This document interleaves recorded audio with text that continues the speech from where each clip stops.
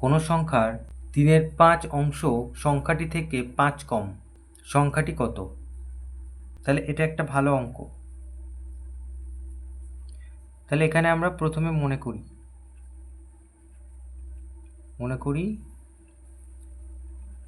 সংখ্যাটি সমান সমান x। তাহলে এবার প্রশ্নানুসারে বলে লিখি,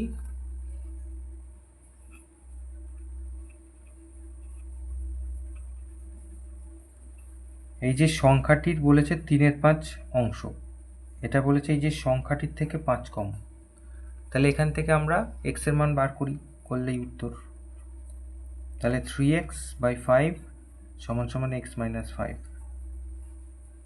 তাহলে কোনাকুনি গুণ করে দেই, 3x সমান সমান 5x মাইনাস এত।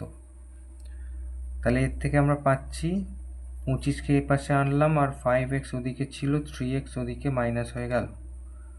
এবার উল্টে লিখে দিচ্ছি 2x সমান সমান 25। তাহলে বা